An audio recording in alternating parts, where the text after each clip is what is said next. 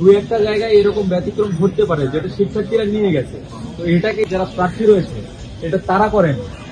প্রশাসন কি সুষ্ঠু নিরপেক্ষভাবে নির্বাচন করতে পারতেছে কিনা এটা আমরা অবজারভেশনে রাখতেছি, এবং আমরা বলেছি সকাল থেকে দুপুর পর্যন্ত যে কয়েকটা অনিয়ম সেটা তো আপনাদের বললাম। এরপরেও যদি এরকম কোনো অনিয়ম ঘটে সেটাও আমরা ব্যবস্থা নেওয়ার জন্য প্রশাসনকেই বলবো। ডাকসুর নির্বাচন ৩৫ বছর পরে অনুষ্ঠিত হচ্ছে। আমরা বেশ ভালোভাবেই ভোট প্রদান করলাম, কোনো বিড়ম্বনার শিকার হই নাই। আমার যোগ্য প্রার্থী যাকে যাকে মনে হয়েছে আসলে তাদেরকেই ভোট প্রদান করছি। আশা করি আমরা আস্থা রাখি যে তারা জিতবে। আর ভোটার উপস্থিতি অনেক ভালো, আমরা সকাল থেকে দেখতেছি বেশ ভিড় ঠেলেই এক প্রকার ভোট দিলাম। তো বেশ স্বাচ্ছন্দ্যে ভোট প্রদান করে নিজের ভোট দিয়ে আসছি আর কি।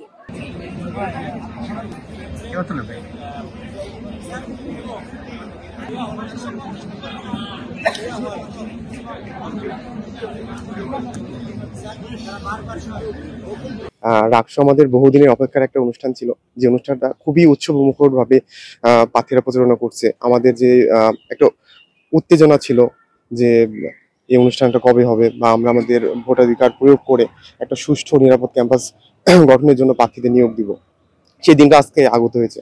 এবং প্রথমে এই জন্য সবার আগে চলে আসছিলাম ভোট দেওয়ার জন্য। তো ভোটটা ভালোভাবে দিতে পেরেছি। আশা করি যে যোগ্য প্রার্থীরা নির্বাচিত হবে এবং ক্যাম্পাসকে একটা সুষ্ঠু ও নিরাপদ পরিবেশ প্রদান করবে। প্রথমবারের মতো ভোট দিচ্ছি, এটা একটা নতুন অভিজ্ঞতা আমার জন্য। তো পরিবেশ অনেক ভালো, গত 2-3 দিন ধরেই একটা ঈদই দামে যাচ্ছে। আর ভোট যেহেতু প্রথমবার দিতে এসেছি, তো চেষ্টা করেছি যোগ্য প্রার্থীকে নির্বাচন করার, বাকিটা আসলে দেখা যাক। দীর্ঘ 35 বছর এখানে রাকসু হচ্ছে, তো সেক্ষেত্রে আমেজটা একটু বেশি থাকবে। আর আমরা করি আসলে সুষ্ঠুভাবে আজকে নির্বাচনটা হবে। নির্বাচনে ভোট দিতে পারে কেমন লাগে? না, এটা আনন্দের বিষয়, কারণ আমরা ক্যাম্পাসে থাকাকালীন একটা রাকসু নির্বাচন হচ্ছে যেটা 35 বছর ধরে হয়নি। সেক্ষেত্রে আমাদের একটা আনন্দের বিষয় এটা।